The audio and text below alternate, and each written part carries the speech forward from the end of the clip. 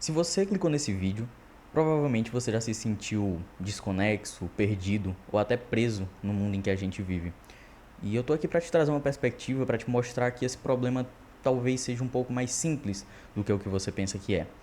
E para isso, eu vou usar o filme Clube da Luta, que retrata perfeitamente a nossa realidade moderna e nos mostra o quão frágil e sem sentido ela é. E eu resolvi fazer esse paralelo com o Clube da Luta porque ele mostra o quão vazio são alguns elementos da nossa vida e o quanto eles são usados para controlar as nossas vidas, para sustentar um sistema e uma engrenagem que realmente nos aprisiona, nos faz refém e nos tira muito da nossa individualidade.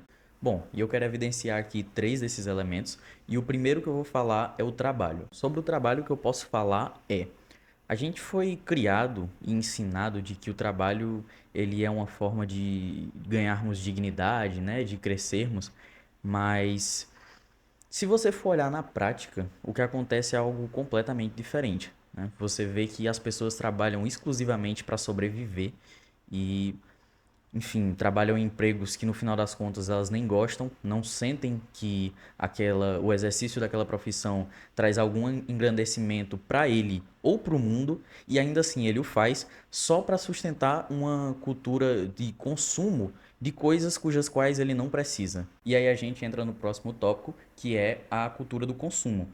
Ele está diretamente ligado aos demais pontos e eu considero ele pior porque ele é a raiz desses pontos. Esses pontos eles são usados para nutrir a cultura do consumo. O consumo ele é nada mais do que uma resolução de dores e dores essas que talvez devessem existir, como por exemplo no caso do trabalho. Você trabalha para consumir, para poder ter dinheiro para comprar coisas que você não precisa para simplesmente utilizar essas coisas para anestesiar um mal maior. Você trabalha em um emprego que você não vê sentido naquilo. Aquela sua ocupação é meramente uma fonte de renda para você conseguir se anestesiar de um problema que você não teria se você não trabalhasse em uma coisa que você não precisa simplesmente para consumir, entende?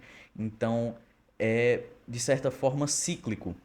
Você trabalha em algo que você não gosta simplesmente para consumir. O consumo é um anestésico que faz você aceitar melhor esse trabalho e essa vida sem sentido. E o problema é que remediar essas dores não é o suficiente para você genuinamente ter uma vida melhor, ter uma vida próspera.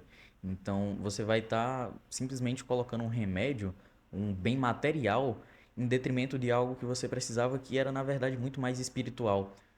Você se sente feio, você compra roupas, porque aquilo vai fazer você se sentir um pouco mais bonito ali naquele momento. E eventualmente isso não vai servir. Eventualmente você vai se sentir feio de novo, porque no final das contas o seu problema é com você. O seu problema é com a forma como você se enxerga. E muitas vezes essas dores estão aqui justamente como indicativos de que há um problema nesse sentido. E você suprir isso com material nunca vai ser suficiente. Então, as coisas que você possui, justamente como diz no filme, acabam lhe possuindo. Você precisa comprar sempre roupas novas para você sentir que realmente é bonito. Você precisa estar sempre, sei lá, comprando um iPhone novo para sentir que você é alguém relevante na sociedade. Então, você mascara essas tuas dores, inseguranças e todo tipo de alerta que a vida tenta te dar de que há algo errado com você com bens materiais. E isso empobrece cada vez mais o teu espírito. E o Clube da Luta, ele é um exemplo muito extremo desse desapego ao material, né? O personagem ele vivia justamente nesse estilo de vida que eu tô te falando e chega um momento onde ele entra em um desapego total. Ele literalmente explode o próprio apartamento, né, para se livrar desses bens materiais e viver uma vida de certa forma ali mais simples nesse quesito, com um pouco menos de conforto, um pouco menos de comodidade. E bom, como eu disse, é um exemplo realmente muito extremo, mas dá para tentar traçar um paralelo e ver o que que a gente pode aplicar disso. Eu não estou dizendo para tu queimar todas as tuas coisas e explodir tua casa e se livrar completamente de todo bem material, até porque isso seria no mínimo louco, seria no mínimo impossível. Mas eu tô te dizendo para tentar ser um pouco mais minimalista, sabe? Tentar analisar até que ponto tudo que tu tem tu realmente precisa. Até que ponto isso não tá te consumindo?